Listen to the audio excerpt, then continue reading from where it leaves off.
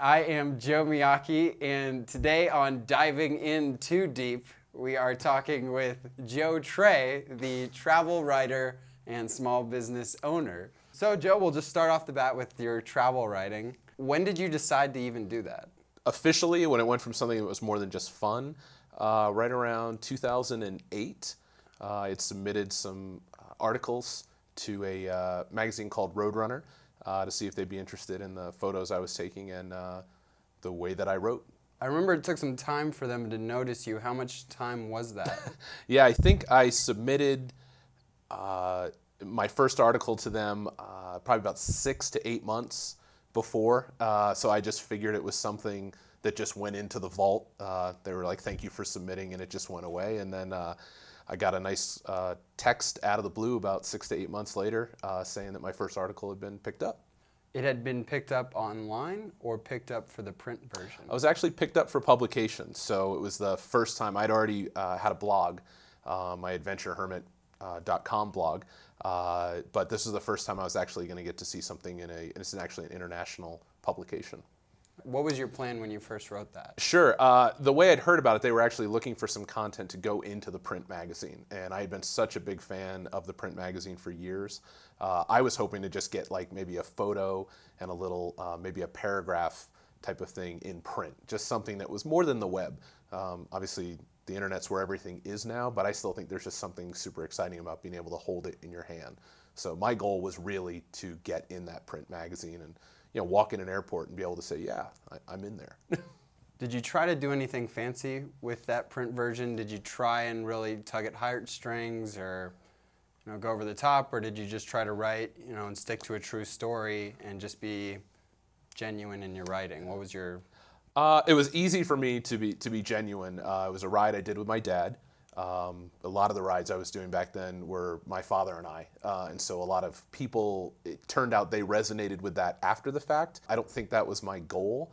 My biggest goal was to not write a typical, we rode here, then we rode here, then we rode here. So much of travel writing is very kind of mile by mile, and I really wanted to kind of tell the story of my dad and I riding together.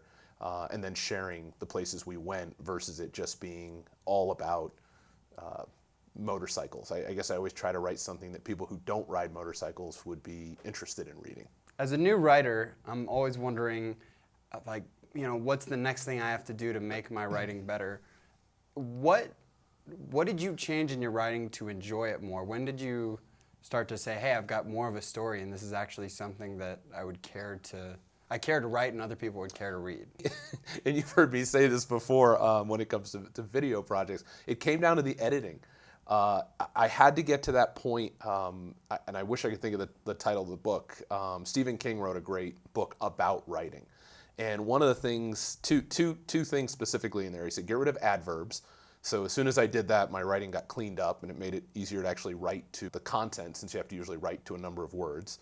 So that was a big help. The other thing was just to keep writing. And I was constantly self-editing while I wrote, which is so much easier to do with word processors, which just made me sound really old. But obviously, if you're writing on a computer, you can constantly be tweaking and tweaking. And I had to get to the point and said, just write 8,000 words when you know it's going to be 1,500, and then go back and edit it. Then figure out where the story is.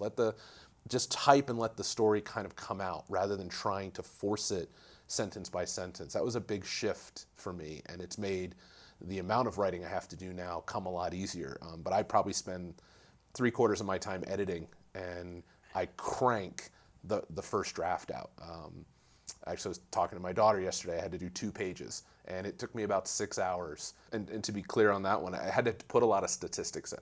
So in 6 hours, I was verifying my own stats, making sure things matched up, finding the right images that were going to go with those articles. Even though it's a 1 page, you have 3 to 5 images in some cases that the editor wants, that they may narrow it down to 1 or 2 or 3.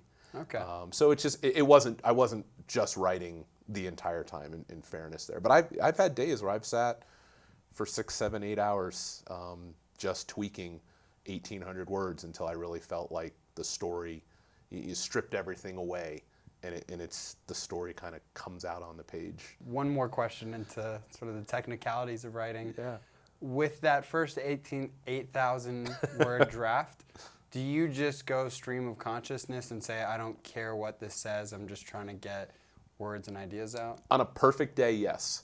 I mean, there's always that self-editor that's constantly popping back in and saying, oh, don't tell it that way. A lot of times I used to get hung up on how do I start it? How do I kick it off to get everybody's interest? And what I realize is don't write it, and then in the end I can usually go back through and be like, this is the part that's going to grab them, and I'll shift entire paragraphs around or take things out. So I don't try to make it a start to finish story on even the first, second, or third draft. I really let it just kind of come to me. So you are a travel writer. Yes. Do you write at the end of every day? Also, when I'm being disciplined, yes. I shoot constantly, though. I take a lot of audio notes, and it's pretty nice now, when you can actually take a photo and then quickly make an audio note or even a quick text note to yourself that will pair up with that photo.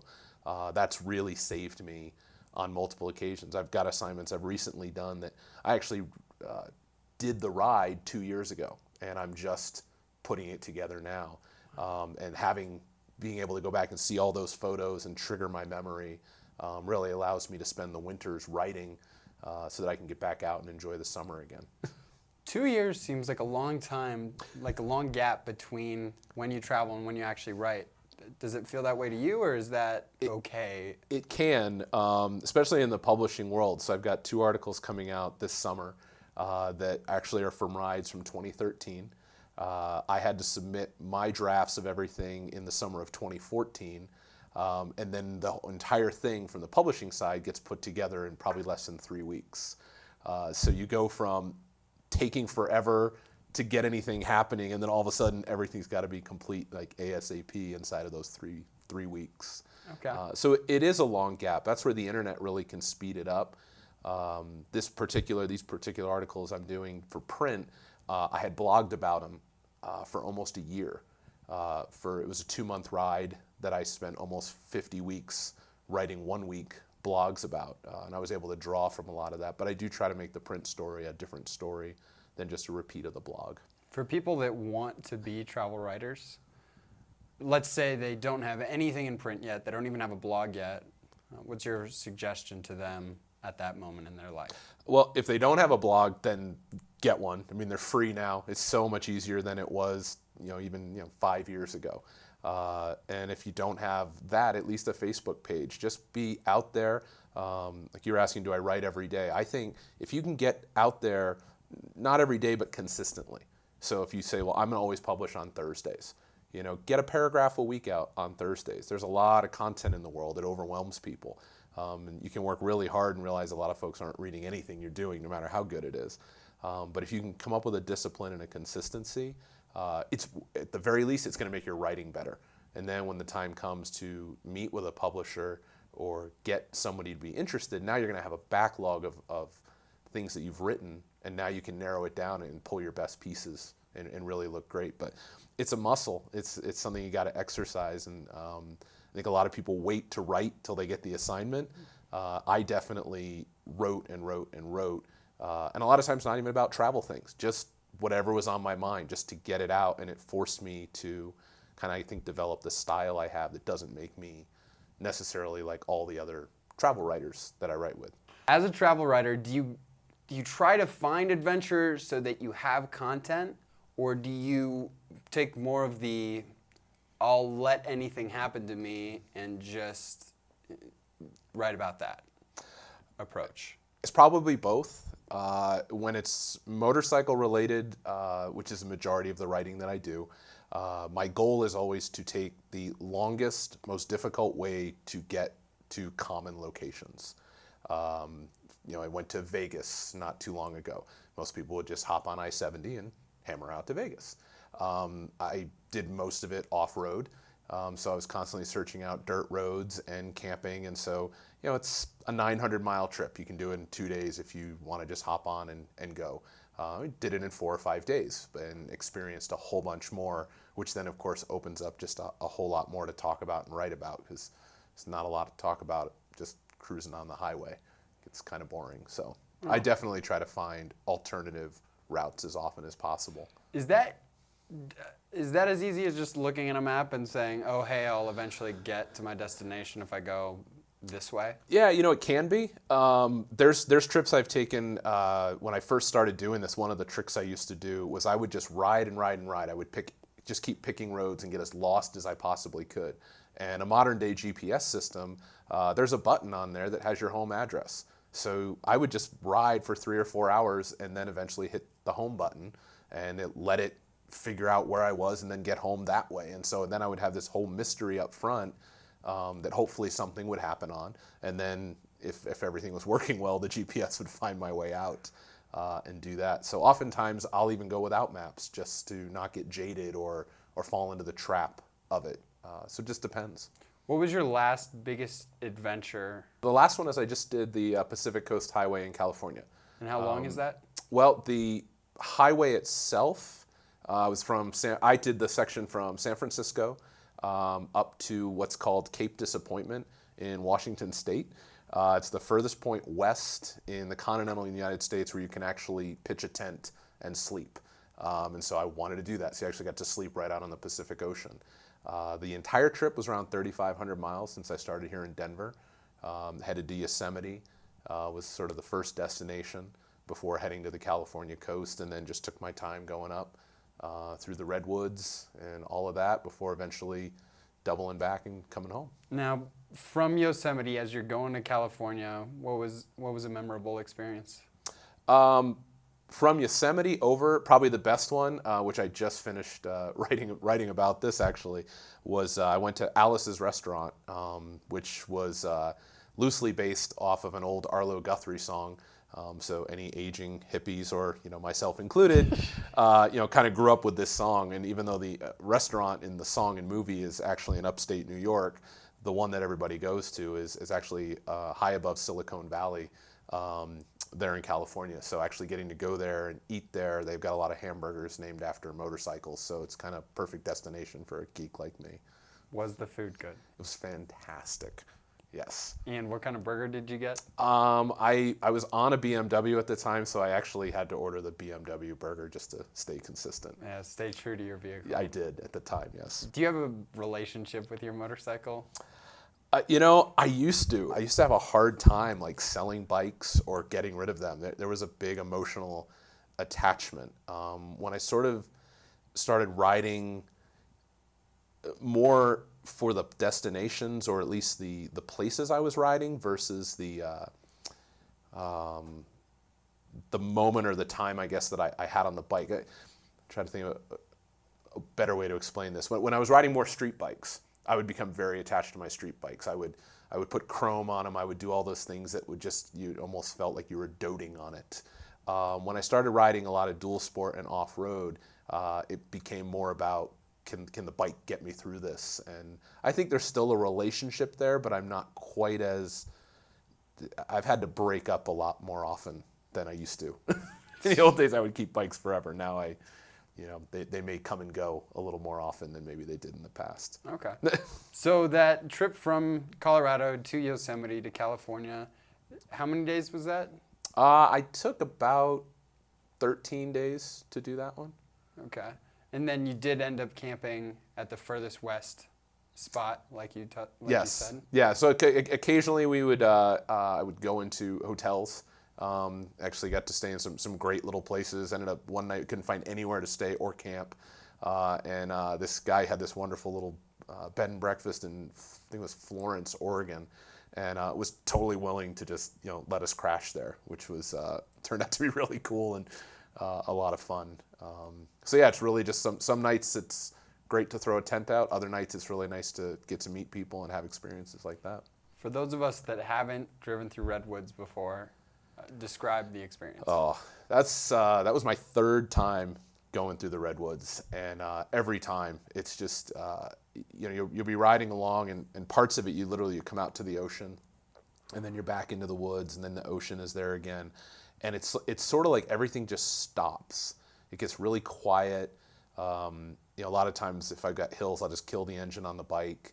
And you just kind of listen and you watch the way the sun's coming through the trees, and you just feel immediately like the smallest thing on the planet. And there's just such reverence for how old they are. And I'm just in awe every time that I see them. I'm hoping actually to go out again in April. So I was thinking about it a lot today Okay. as I was working on that trip. So, So if you had to guess, how old were those trees that you drove through? well, some of my I guess are. I'm going to say they're at least hundreds, if not thousands, of years old. No. I should probably know these statistics. This is why I do take notes. But I definitely, like, we went to some of the largest trees. There was one that they had measured years ago. I think it was Life or Time magazine, where they'd taken photos of it in stages so that you could actually open it up and get a to scale type of experience. But I mean, some of the trees will, it can take you a minute just to walk around the circumference of it. No way. So it's pretty fascinating. Oh my gosh, that's Yeah. humongous.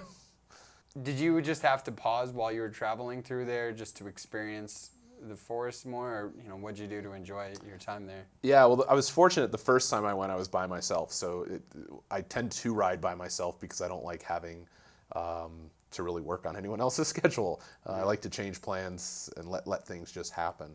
And I definitely, thought I'd spend like a day, and my first time there I spent 3 days, just because there were so many times I just wanted to sit.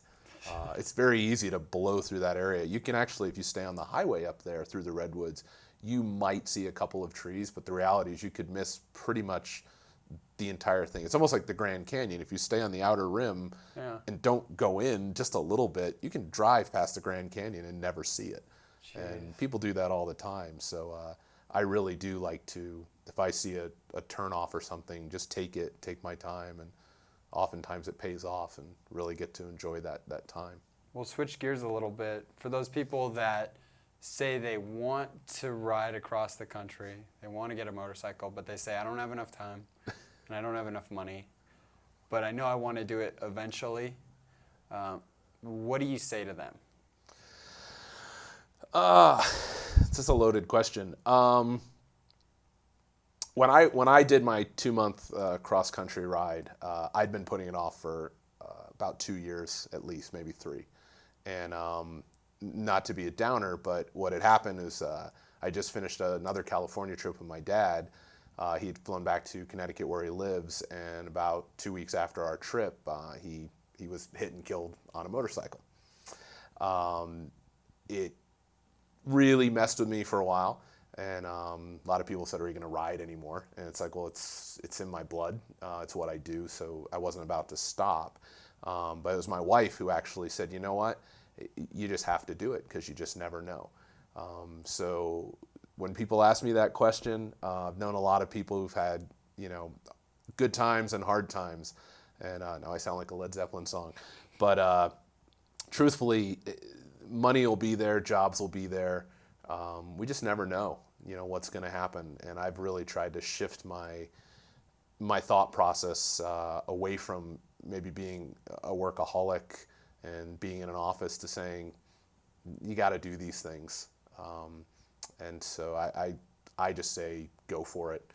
I say, go now. Now, if you don't know how to ride yet, go learn how to ride.